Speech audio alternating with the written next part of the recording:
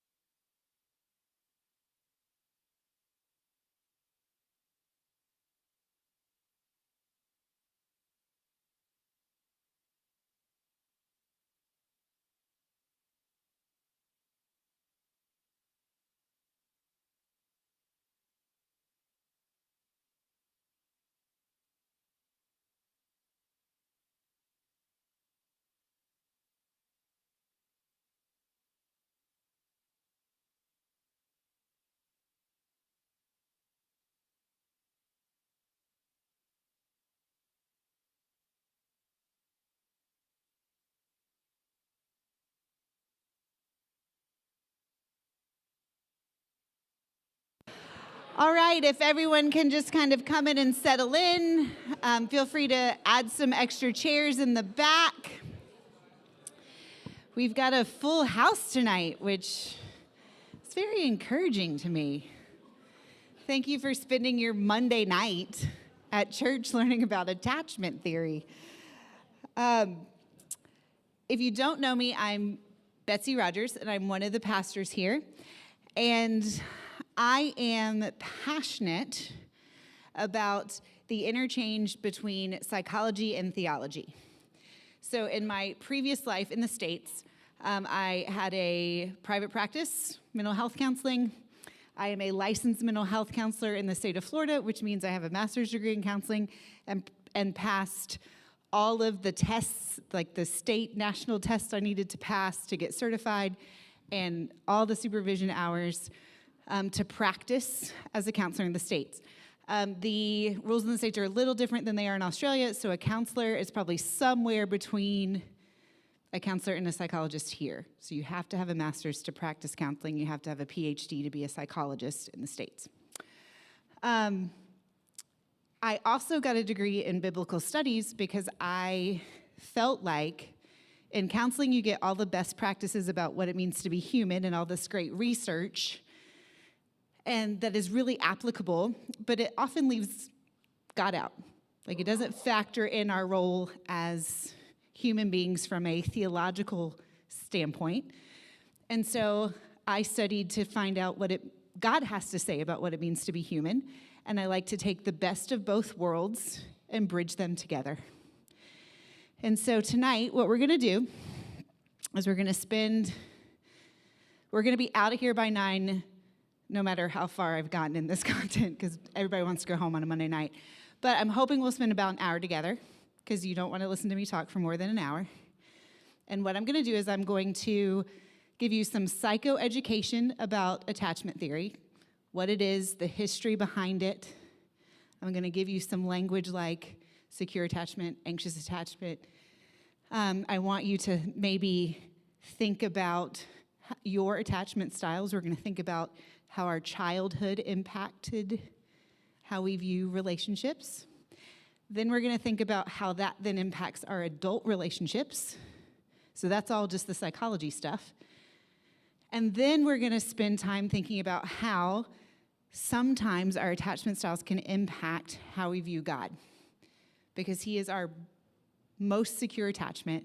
He is our perfect Father. And sometimes we can have a skewed view of that based on our story. And so I hope to give you some kind of practical things at the end and some encouragement. Now, a little bit of caveat on attachment theory, not caveat, but explanation. It is one tool to look at relationships. It is not the only tool, and it is maybe not even the best tool. You might sit here tonight and be like, some of this applies to me. It might be help. My goal is that you find some things that are helpful. You might leave tonight being like, I am so thankful for the secure attachments that I have, and that I am healthy in my styles of relating, and that I do know that I can go to God with everything, and this has been great. And then some of you, it might prick some things, and you might go, oh, as I reflect on my story, and as I reflect on my childhood, and as I reflect on my life experiences, there might be some gaps, and I might see that played out in cycles of relationship. And maybe I want to get some help or explore that because I want to feel safe and secure with other people and safe and secure in my relationship with God. So that's kind of where we're going to go. Also, attachment theory as a lens that I think is helpful looks at our childhood experiences and how that has shaped how we view relationship. But this is not blame our parents for everything. I am fully aware also that there are, in this room, parents and children, right? So there might be that tendency to be like, hey mom, hey dad, here's where you screwed up. That is not the purpose of tonight. That is not the purpose of attachment theory. It's to look at where our childhood experiences may have impacted our relationships, and sometimes it is because of things our parents did, but sometimes it's because of circumstance. Like you moved in the middle of a pivotal year, or your dad went on a deployment or something like that. Sometimes it's not just bad parenting. So we're not blaming our parents. Sometimes it's necessary, but it's not our default. All right, so what is attachment theory? Attachment theory is just one way of how we explain how people operate in relationships. Specifically, when we think about attachment theory, we want to think about how people learn to experience and respond to separation and distress. All right, so when there is a rupture, when there is a fight, when there is someone leaves, how do you respond? And healthy attachment says, when people leave, they come back. I can trust people because if they leave or we get in a fight, we will restore it. Insecure attachment is often shaped from either because of your experience of, I can't know if that person leaves, if they will come back. So maybe I never really let them in, or I avoid connection, or maybe I become clingy because I haven't heard from them in 30 minutes, and so I need to make sure that we're still okay. So we're going to look at how these early life experiences shape how we attach to other people and how sometimes those attachment styles can impact our relationship with God. One of my goals even is for you to be curious in your own story. If as I say things, you begin to resonate with any of the things I talk about, to think, maybe this is a place in my childhood I would like to explore more, whether it's with a trusted friend, with a counselor, of just being able to reflect and know your own story and how that story has shaped who you are as an adult right now.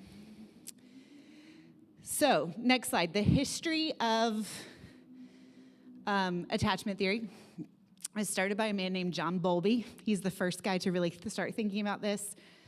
In the 1930s, at this point in like kind of the realm of psychology, what was really, really popular was kind of the Freudian psychoanalytic view of psychology. So if you remember your Psych 101 from uni, if you ever took it, Freud, everything's sex and aggression, everything is kind of your internal longings and desires, everything's kind of a subconscious hidden motive. He did his kind of stages of development that were all, sexual in nature for desire. And Bowlby, at the time, was working at a kind of derelict home for children. And he started to observe that some of the boys that lived there seemed to have difficulty forming emotional bonds with other people. And he started to kind of see that there were some patterns of behavior that were, disruptive, acting out, not really feeling connected with other people. And looking at their histories, he noticed that there was this theme of a separation or an abandonment from a mother or a mother-type figure. So either they had lost their mother at an early age, or they had been separated from their mother, or they had been passed from foster home to foster home to foster home and not really formed these kind of key bonds. And so he begins to explore that. And he started to come to this consensus that maybe what's necessary for you to be able to form emotional bonds is a continuous and warm and supportive relationship from a mother or a mother figure, which we would now use the language of there is a primary caregiver who offers this consistently.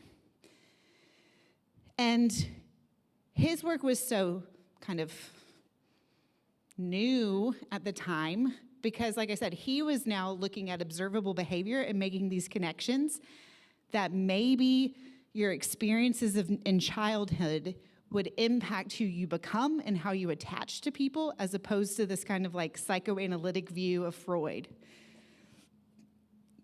And that maybe the ongoing interactions between parents and children are important in a child's development, because nobody was really thinking or talking about that at this point. So he begins to make the observation in the 1930s. By the 1960s and 70s, he is producing research and like multiple kind of seminal works on attachment theory. So he's considered the father of it. There are three things that are kind of the key when we think about attachment that we want to think about, that these three things are evident in attachment theory that he said with kids. One, that children long for physical closeness to a caregiver. So they're going to be seeking and monitoring and attempting to maintain proximity of closeness to that person. They want to be close. And they're going to kind of keep trying. They're like, where's mom? Where's dad? And keep trying to be close to that person. Two, they're going to view that person as a secure base, right? So if I want to go exploring, this person is my home base. I can go explore, and I always know, because they're close by, that I can go back. And then the third thing was that this primary caregiver was viewed as a safe haven. And by that I mean if the child got upset, if they fall down, if they get scared because the new person walks in the room, they run straight back to the primary caregiver, who then becomes their home base.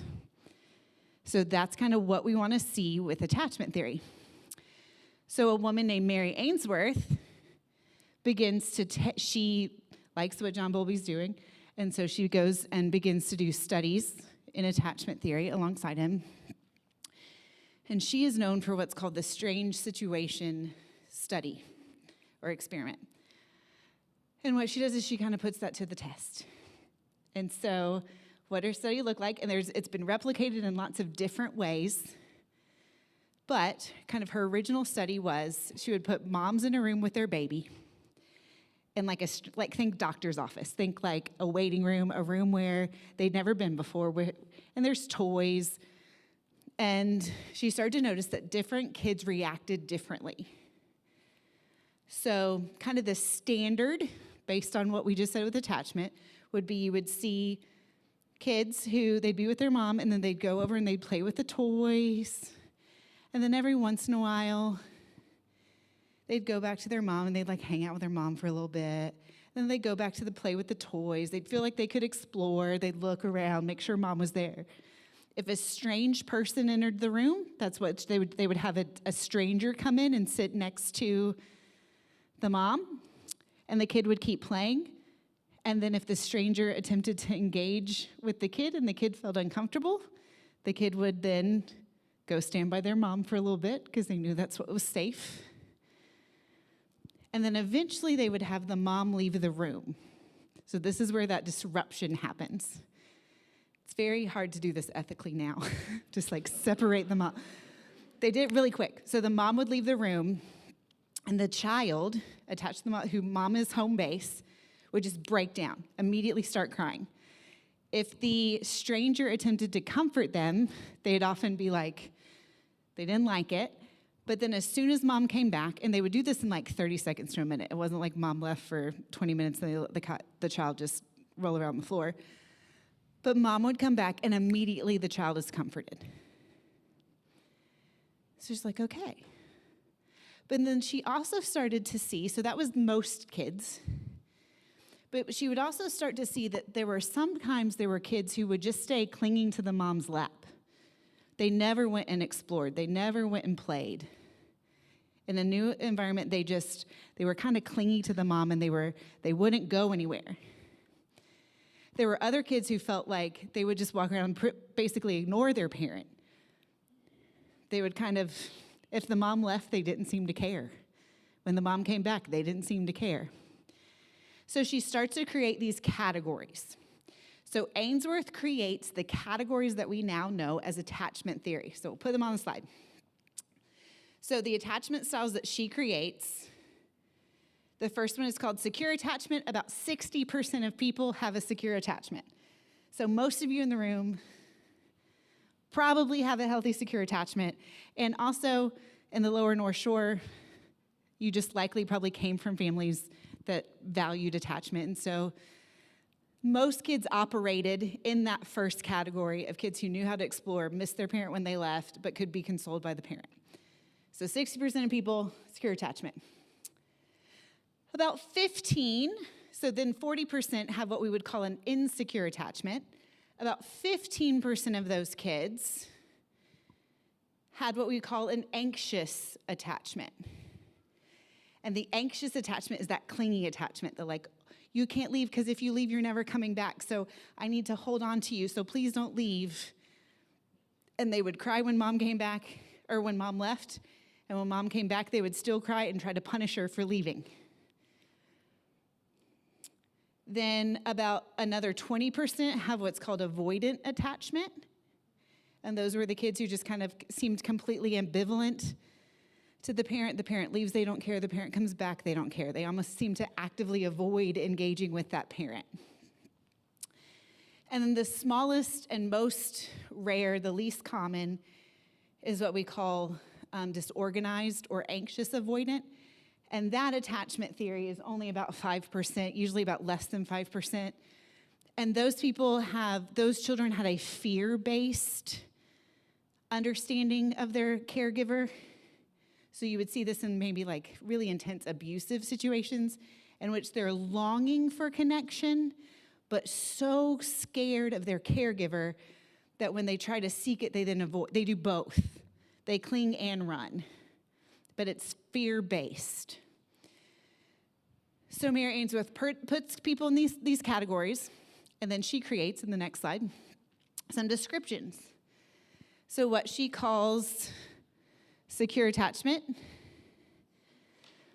she starts to see what that looks like.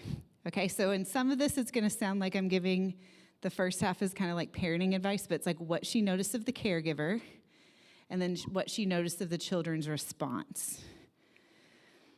Okay, so with the secure attachment, what she noticed is that these children were able to, as I said before, explore when they felt safe and seek comfort with their caregiver when they didn't feel safe. So she found that infants or these toddlers, when they were reunited with their caregiver after separation, that they felt relief. They were excited to be reunited with their parent, even if they had been upset. And it was almost immediate reassurance and the reconnection. And she started to notice that some of these caregivers had similar behaviors. How they related to the child in the room tended to have a combination of flexibility and resilience. So the mom was responsive to the needs of the child, so that she would see the child be upset and she would ask the child what was wrong, or like attempt to comfort the child. If the child was hungry, she would give the child food. If the child was, angry, she would seek to understand. There was a tenderness and a warmth in the interaction. The mom would comfort the child if the child wanted it, but not force the child to receive comfort. So in a certain way, what we see is the language of the caregiver. She was sensitive as opposed to being misattuned. Now, one of the fancy psychology terms that you'll hear is called attunement. You might hear that in like parenting or marriage counseling. Attunement simply means that when I interact with you, I might not know what you want, but I'm attuned to the fact that you're upset. So a parent who's attuned to their child knows their child well enough to be like, something's going on here. And it starts at infancy to be like, baby crying, baby needs food, let me feed baby. Baby is tired, let me help baby go to sleep. That's how simple it is. So it was that the moms were sensitive to the needs of the children. The moms were accepting rather than rejecting. So if the child was was upset, they sought to comfort them instead of saying that they were too much or annoying. And they were emotionally available as opposed to remote. So there was kind of a lack of coldness. Now, in this, what a child learns is that a parent is consistent and reliable, If they are upset, they can go to the parent and the parent will respond. If mom and dad leave, they will come back. That's what a child with secure attachment learns. Now, the good news for kind of parents in the room is all of the research shows that this does not have to be done perfectly. It's called good enough parenting. To get a secure attachment, you just have to be good enough, right? So this isn't that every time you have the perfect response to the child, or that you never lose your temper, or that there's never any severance or disappointment. It's that when that happens, you're able to reconcile. It's that more often than not, you show up. So secure attachment is not based on perfect parenting, it's based on good enough parenting. And so that should be a relief if you think about your own family of origin or your family. So we want to think about this being good enough. And we're only going to look at the child side in the first section, but children with secure attachment then felt worthy. They felt worthy to receive care. They were able to anticipate that others will provide care if they have needs. It's okay, and they know that those needs will be provided. And they tended to have healthy intellectual and social development. So Ainsworth said, most parents are good enough. Most people get a secure attachment. And this is how kids develop healthy and secure relationships. It's not perfect, but it's good enough. But what do we do with the rest of the 40%? So those who have insecure attachment, what we saw with children, anxious attachment was the first one. These children were more ill at ease from the start in the new surroundings. They became very distressed when the parent left the room. When they were reunited, it was difficult for them to be soothed. And they would often have this kind of mixed message of like wanting to be comforted, but also wanting to punish the parent for leaving. And those children, and sometimes this might have been from a parent who was unreliable, or a parent who was sometimes present, sometimes not, or a parent that might have been overbearing. When children had this kind of I don't know what to expect situation, a caregiver, or the child would often experience a caregiver as being emotionally unavailable or preoccupied. They began to learn to give strong signals to receive care. So might throw a huge temper tantrum to try to get the attention of the parent who's not really engaged or attuned. They might be hypersensitive to the cues of the caregiver. So as they see the caregiver do anything, they perceive it as anger or happiness when it's not actually there. And they perceive that as rejection from the caregiver. So instead of acceptance, they feel like their caregiver is constantly rejecting them. So as a child, they're then just trying to be more and more clingy. Give me more, because I'm not getting enough. Now, I do want to give one caveat at this point that some of this is a developmental, like kids go through seasons of tantrums. Kids go through seasons of, like I remember working in creche in a former church, and a child was just completely inconsolable on the floor. And their mom had just been gone on like a 3-week trip and had just come back. And like that made so much sense that she was acting that way in that moment because it was atypical of her. So she was having an anxious attachment response in the situational moment as opposed to developing an anxious attachment response. Does that make sense? Okay, so the third kind of category is an avoidant attachment. So these children do not appear overly distressed by the separation at all. I said that, but when the reunion happens, they also avoid their caregiver. They could just care less. They don't care if they're there. They don't care if they're present. The child perceives the caregiver as not ready to meet their needs, maybe perhaps a bit too much tough love and aloofness, so why would they even go to the caregiver? They kind of grew up learning to fend for themselves, and they might believe that they are worthy of care, but that other people are unwilling to give them that care. They can't rely on other people. So there's this development of independence. Okay, so that child is kind of avoiding their caregiver. And then the last view, or the last one, is disorganized attachment. And I already said this is one of the least common, and that it's fear-based, and so they view the caregiver as frightening. Maybe the caregiver is a source of abuse or a source of instability or a source of chaos. And so they will have a disorganized reaction. So they might be clingy, they might run away, they might kind of zone out, they might not be able to be comforted. It just is kind of all over the place as a child.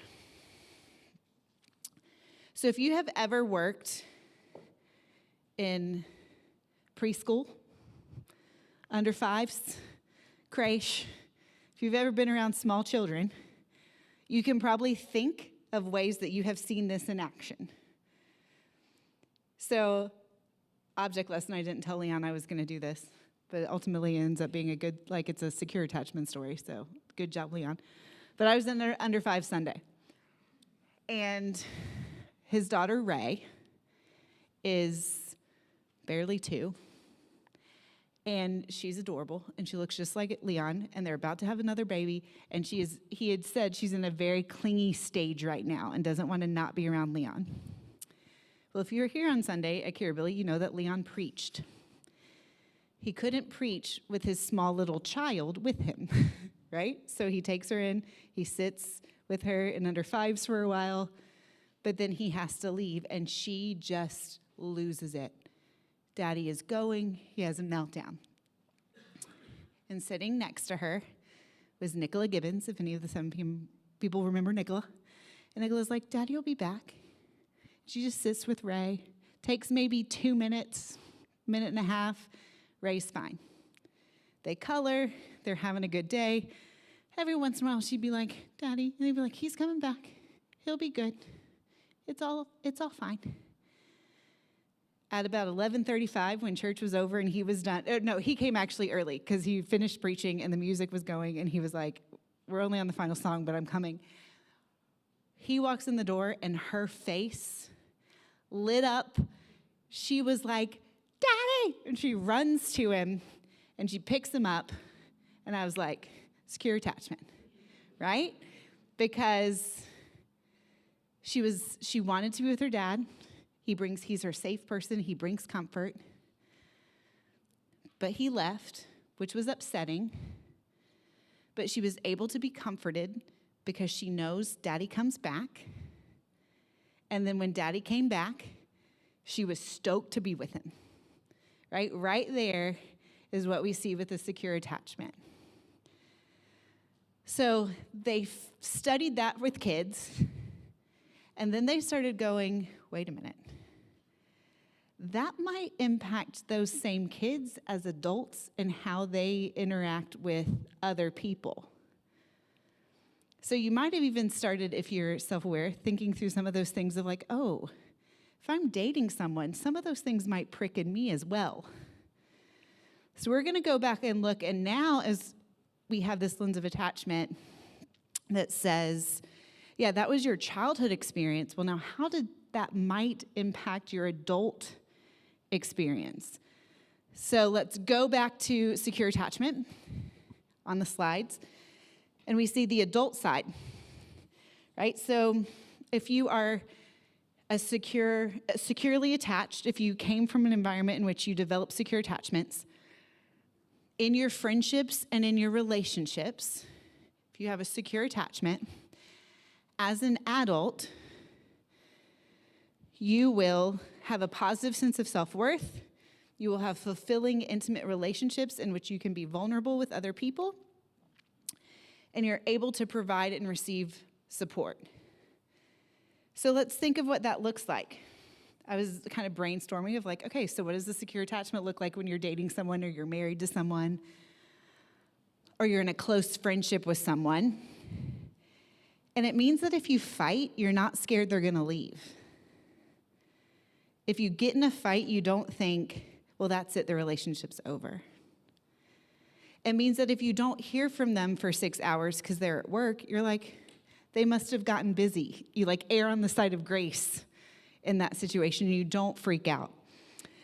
That when we look at the term that we use in therapy around kind of attachment and marriage counseling is that I'm less concerned about the rupture and I'm more concerned about the repair. Because everybody's gonna fight, every relationship's gonna have tension, but if you can come back together, if you can trust that the repair's gonna happen, then you have a secure attachment.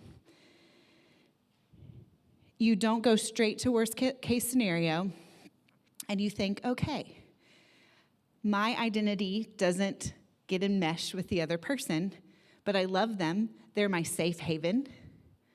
I like to be, as adults don't need physical proximity, but we need emotional proximity, right? I want them to be nearby. I want to have access to them. And I also view them as my home base, so I can go out and adventure because I'm coming back home. Right? So an adult with a secure attachment in friendship, in relationships, it's, hey, we can have a little bit of freedom because we trust one another. You are my safe person. You are my safe haven. You are my home base.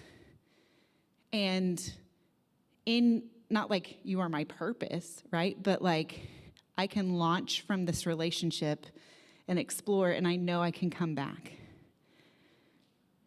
Does that make sense? Like I can go to work and have an identity separate because you have provided a safe space for me. Now, if you have an anxious attachment or an anxious attachment style, this could be because of something that happened in your childhood. And this might not be in every relationship, but there could be a pattern of anxiety in a relationship in which that person becomes preoccupied with their own needs, kind of obsessed with, these are the things I need, and I need them from you. There might be a sense of compulsive caregiving because I want to make sure that you need me. There might be a level of less trust involved, and I'm not easily comforted. And I might be a bit emotionally volatile. Because remember, if a child is upset when the parent leaves and upset when the parent comes back and wants to punish someone for leaving, if your attachment style is anxious in a friendship or in a dating relationship or in a marriage, you may fear abandonment. And out of that fear, you may cling or seek to punish that person for not leaving. Right? So where the secure attachment says, you go off to work, if I don't hear from you all day, it's okay, I know you're gonna come home. Or we have a fight, but it's okay because I know we'll repair that. And anxious attachment says, if I don't hear from you, I don't know that things are okay. If you leave and I don't know that things are okay. If I don't hear from you, if you go to work, I'm unsure. If we fight, I'm unsure that we're okay. Right? So that can come from early childhood experiences. The third is avoidant. Right? So avoidant, those adults are often dismissive of close relationships or emotional support. They might be categorized as cold or aloof. There's this emphasis on self-reliance. I've got it. I can't depend on anybody. I can't count on anybody. They don't like to show vulnerability and neediness. And often when they sniff out vulnerability and neediness, they want to run from it. Don't like it. And often their self-worth is based on personal achievement and competence. So when I thought of avoidant, I thought sometimes that person pulls away when someone makes demands on them, on their time. So even a healthy amount of texting might be like, oh, you're texting too much. Once a week, man, leave me alone, right? You're calling too often. We just talked last week, right? That's the kind of avoidant attachment. There might be a fear of commitment there. Now, the thing is, as a therapist, the amount of people that I see that are an avoidant and an anxious who are in a relationship And you're like, oh no. Because you can see that cycle of someone pulling away and someone else that feels threatening. Yes, that feels threatening. So what does the anxious person do? They follow, they cling, which makes the avoidant person pull more away.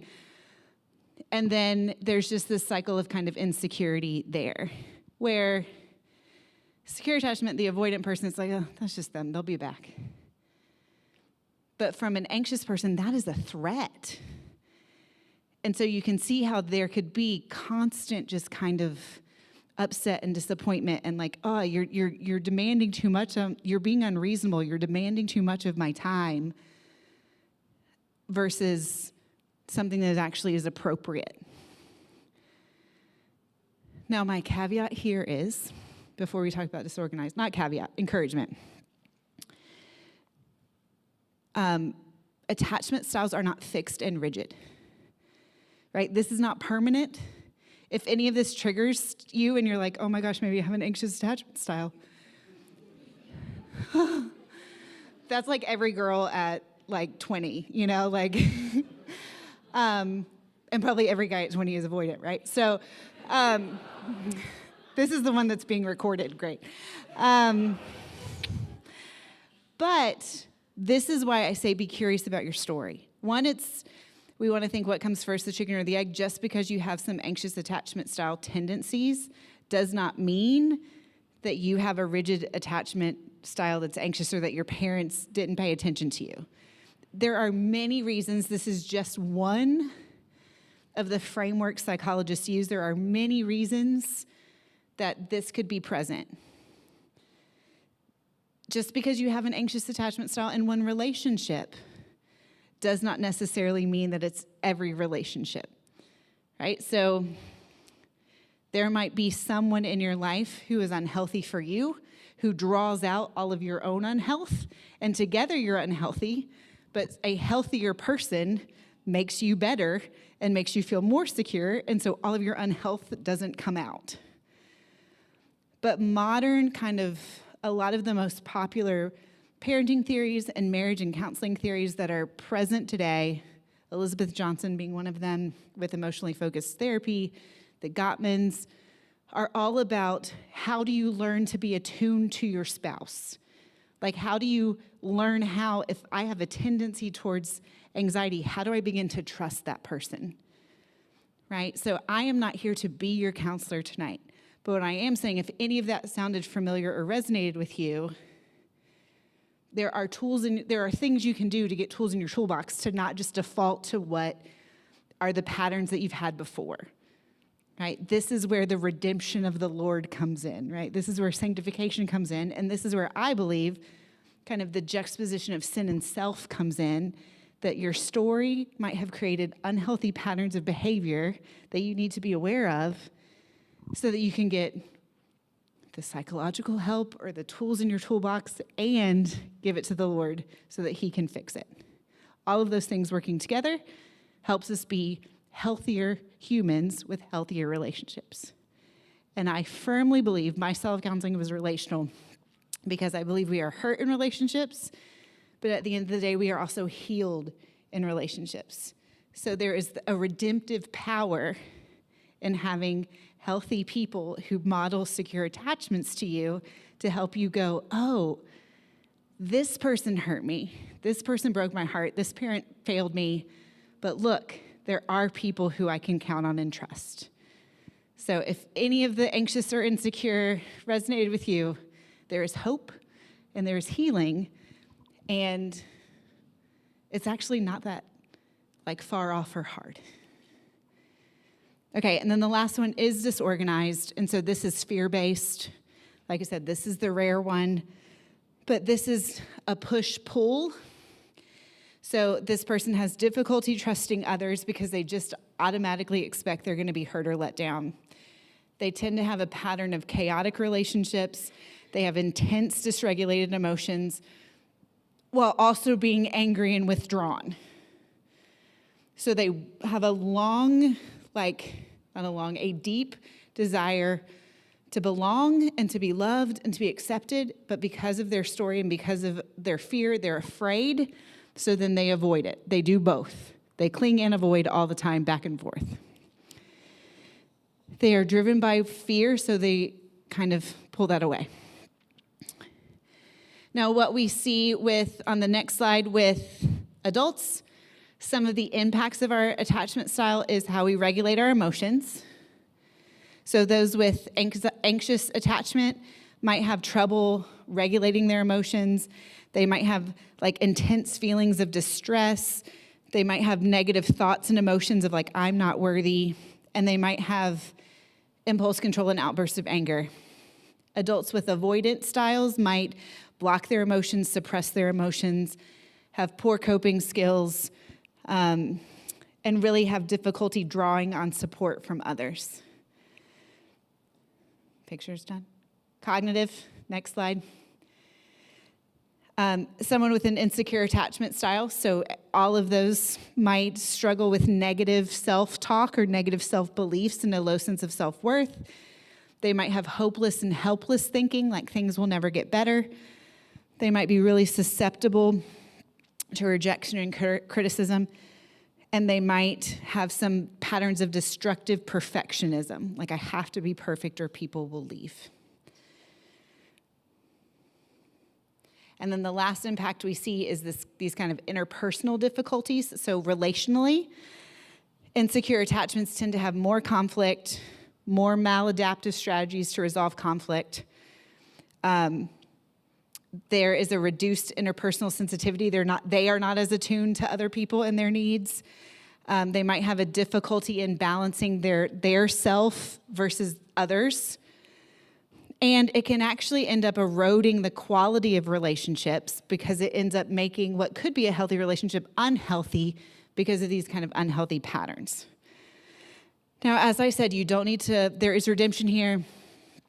There are tools, there are strategies, and I have found that the more you can be in a relationship with someone who is safe and secure and consistent, then the less your coping strategies feed into that. So like I said, if you resonate with any of these things, having a pattern of people who are safe can help you break that cycle, and it can be situational. So I remember thinking through when I was studying this in grad school, we would all look around, because like anything, like it's like when you go through the DSM-5 and you are studying different disorders and you're like, I have everything. You become a mental health hypochondriac. We were studying attachment theory, and I was like, I could think of one really powerful relationship in my life at that moment that was really unhealthy, and the description of anxious, I was like, that is me. And I was reflecting, I was like, okay, it's childhood, and I was like, my parents are some of the most supportive people, and I taught high school for 12 years. My father sent me roses on the first day and last day of school for 12 years. Like, they were present at everything. My mom's slightly critical. You might meet her in a few months, but she is also, what she will say to me, and see, Paula, if you end up watching this. I viewed it critical because she was like, no, the assumption is I think you're absolutely amazing. My parents watch church every Sunday night. Or our Sunday morning, their Saturday night, they watch church. And I get text messages during church every Sunday. I have one, you look really pretty today. I like your shirt. That was during the kids' talk. That was this week. Great job today. These are my parents. I'm 45 years old, and they're still doing this, right? So I was like, what happened? They are present. How do I have an anxious attachment style? And then I remembered that there's a family like lore that I don't even remember because I was 3 years old, that for most of that year, my dad had to travel. And he traveled for work, and he would leave on Monday morning, and he'd come back Friday night. And the stories were that Betsy would be so mad at him that she wouldn't talk to him on the phone. And when he came home, she would pout, and she wouldn't like interact with him because she was mad he left. And it was like sitting in that there was this light bulb that went off, that I had great parents. I don't even remember this. But there is some element of that situation of my dad leaving and coming back that I had some level of that kind of anxious attachment of like, I'm going to punish you for leaving as a toddler, that kind of creeped up and that would rear its ugly head every once in a while when I wasn't healthy. And I was like, everything I remember of my parents is being present, but there was a situation. It wasn't they were bad.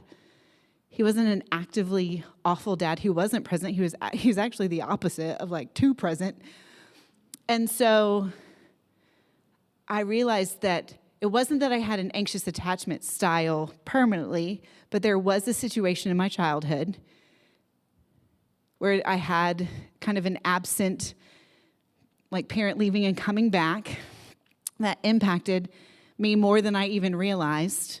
And so I began to be curious and began to notice the places that I was lacking trust in relationships because I was scared people would leave and not come back, or that I would punish people for leaving. And I had to worked through it. I think I'm in a securely attached marriage. I think we're good. But that's just to say, is as you're thinking some of these, it might not be that you necessarily have something to point to, but you may resonate with some of the behaviors. So that's all the psychoeducation to give you the framework for the next little bit, where I'm going to talk about why this might impact our spiritual life. Right? So we will get to that in a second, but you keep it up there. Why this is important. Why having a lens of attachment styles is important for us to think through as Christians.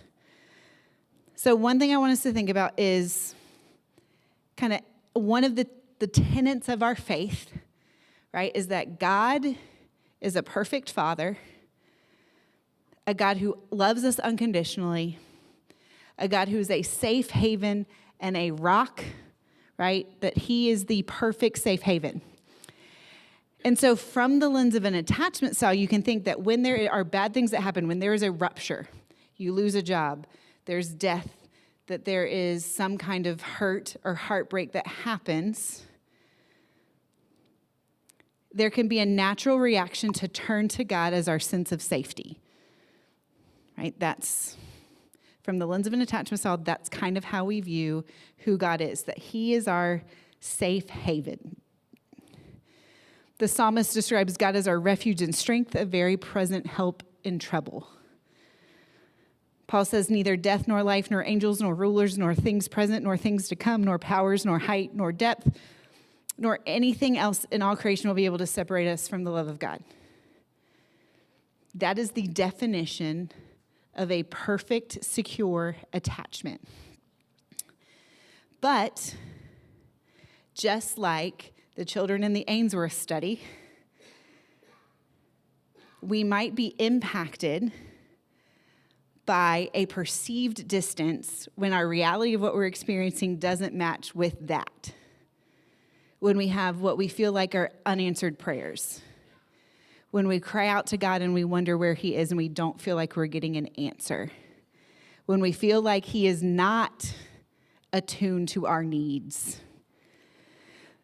And so, if you pray for something or you're longing for something, it doesn't happen, anger is a natural response.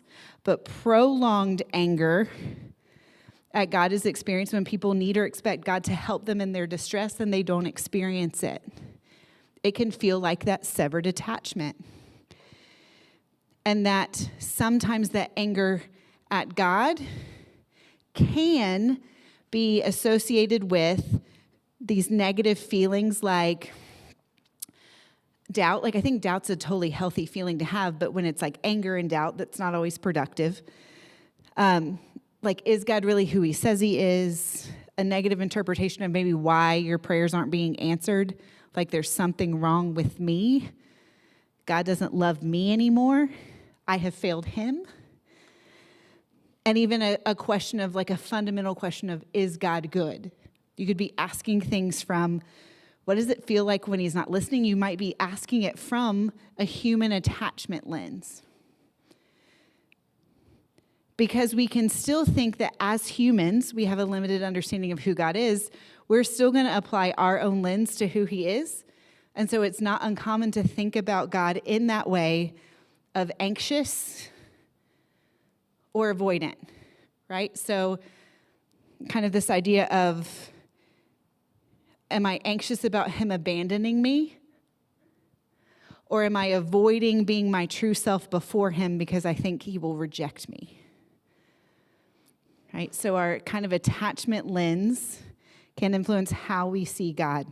So for example, some Christians more than others really do seem to have, I don't want to say a preoccupation, but like one of their big things is, does God really love me?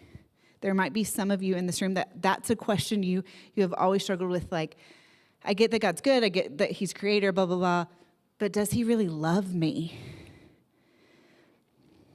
And so in that, you might work really hard to seek God's approval by performing and being perfect because you think there's no way he could just love me for who I am.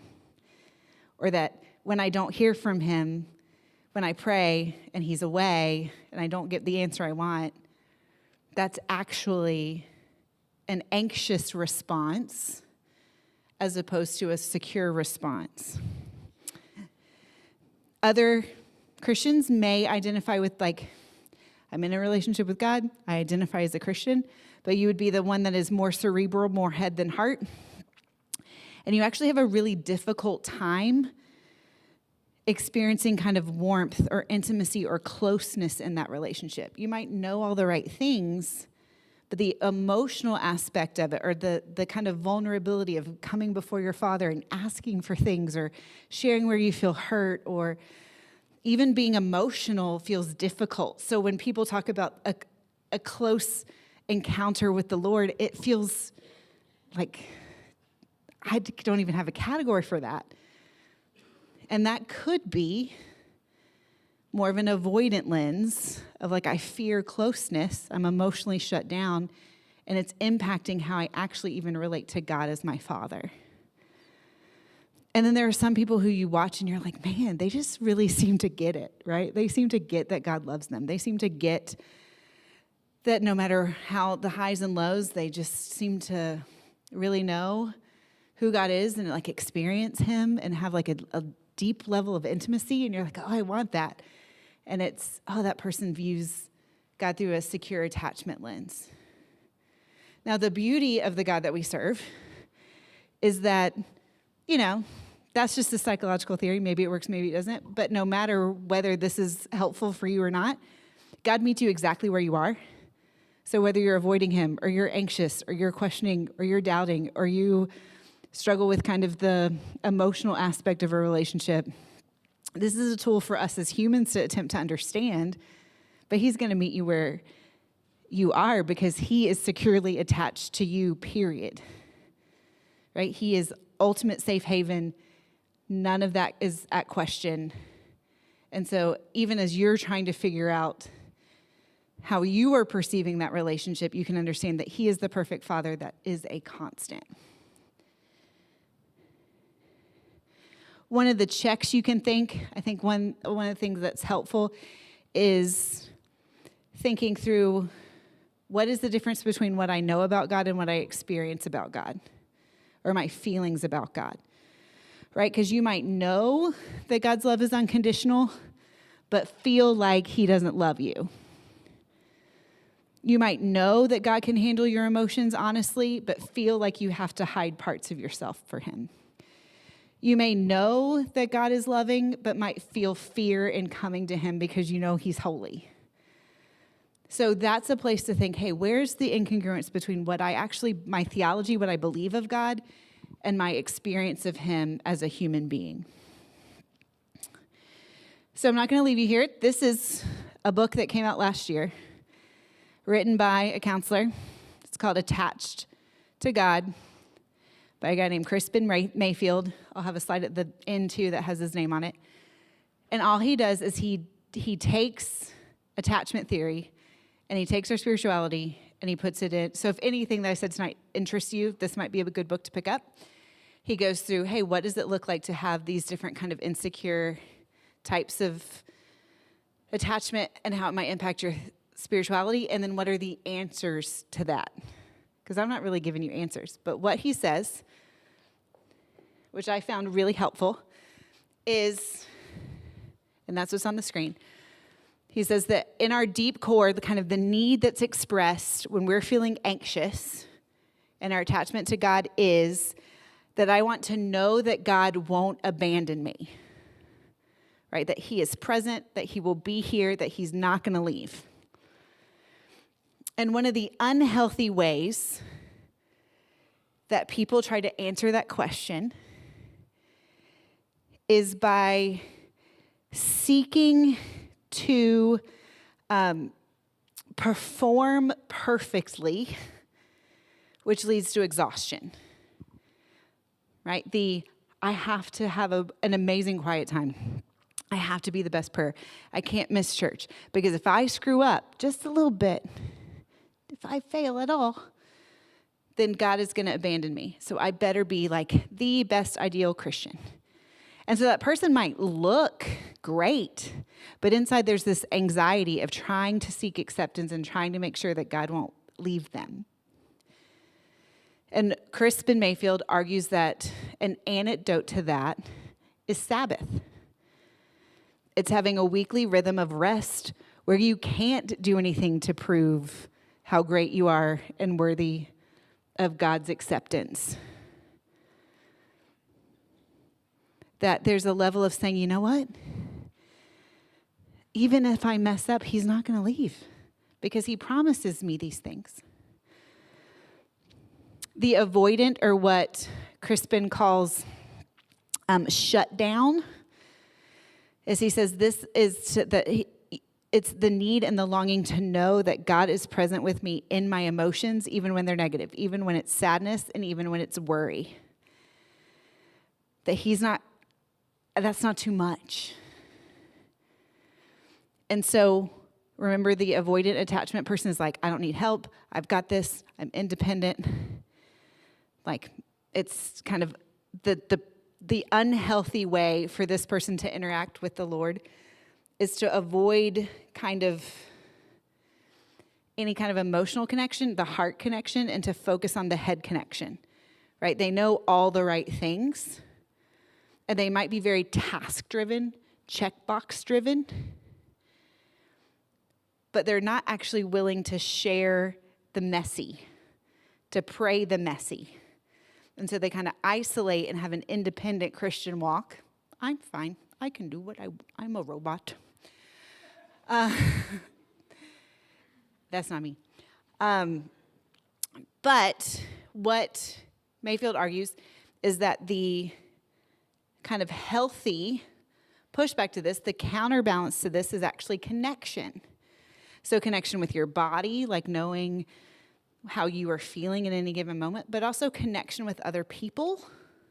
Instead of isolation, being able to share where you actually are, connecting to other people, and connecting with the story of Scripture, right? So thinking of David as a real person, thinking of Paul as a real person, not just knowing what the Bible says, but connecting to the story of the Bible. And then last, the person who experiences tons of shame, who has that disorganized fear-based, they might wonder if, like, I know God loves me, but does he actually like me? Does God actually delight in who I am? And a person who experiences disorganized attachment or the shame-based attachment might have a very loud, self-critical, self-hatred voice. And they might default to, I am not worthy. I know God, it has to be, he's a good, good father. He has to be, blah, blah, blah.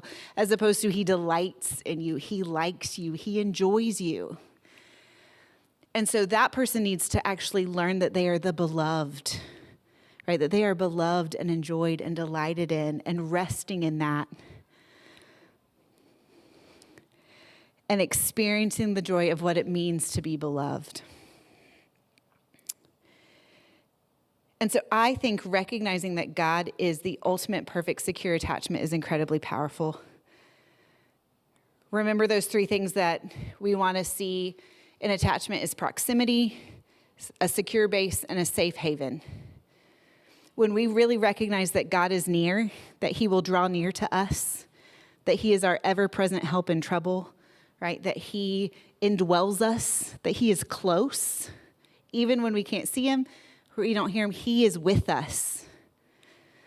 When we recognize that he is our secure base, that we can have doubts, that we can have questions, that we can explore, that we can question, that we can wonder, and he is big enough to be our home base, that there's nowhere we can run from him. And then also that when we understand that he is our safe haven, that when we struggle, when we are upset, he is the one we can go to always, because he is the perfect father, the perfect example, like always present, always consistent, not just the good enough parent, but the actual perfect parent. Then we can be securely attached to him and discover that, and out of that, find healing in our other relationships. So on our second to last slide, technically, this is Psalm 18. One of the things that I think is the most beautiful way that we can experience who God is from an attachment lens is through the Psalms, by praying through the Psalms. Almost all of them end in hope. Psalm 88 is the only one that doesn't. Psalm 88 ends in darkness is my only friend, but that also has a time. That also has a time and place, right? But when we look at this psalm, this is an example of a child crying out to someone they are securely attached to. And at the end, we see what attunement looks like. Within my distress, I called to the Lord. I cried to my God for help.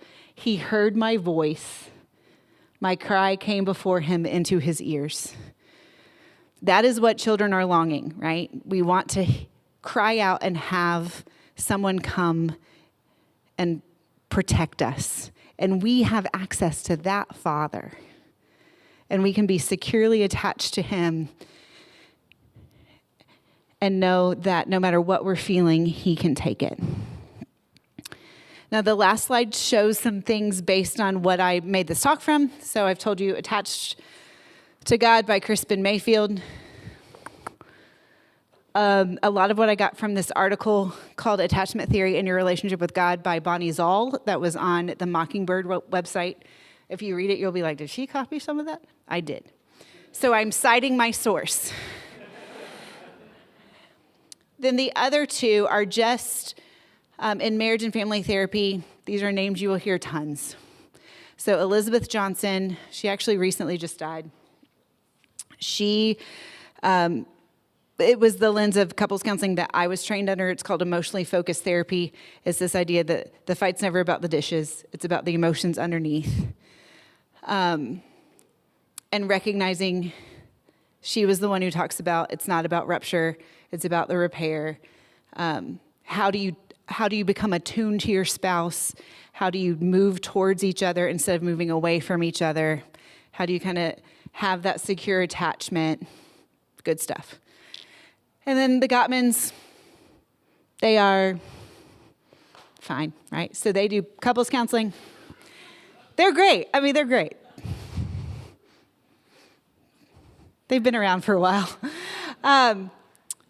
They have stuff on marriage counseling, but their parenting stuff, it's called Bringing Baby Home. And that is the stuff that it's about how a parent develops and learns to become attuned to the cues of their baby. Like it's, how do I respond to my child?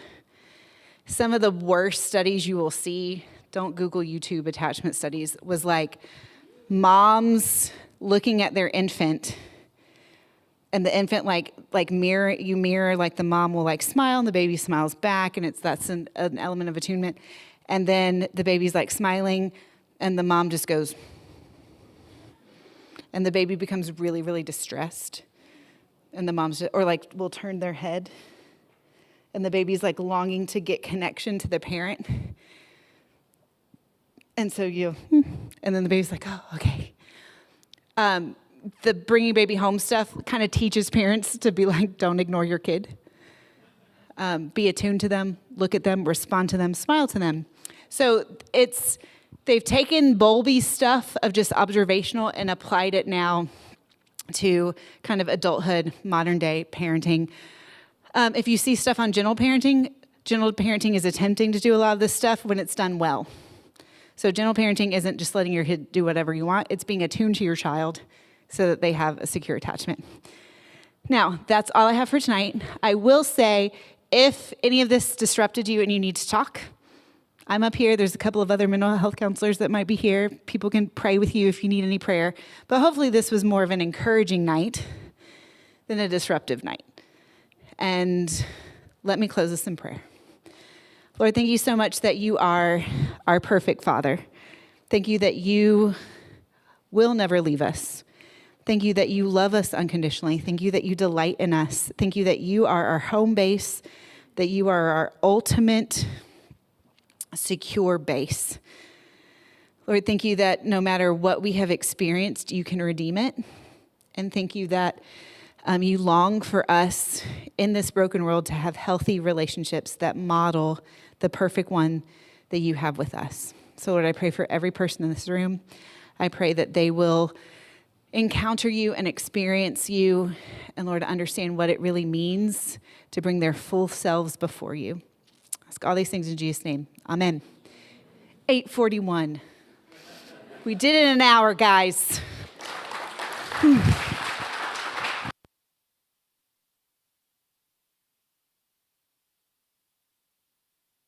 can stick around and then I'll kick you out in about when I want to go home.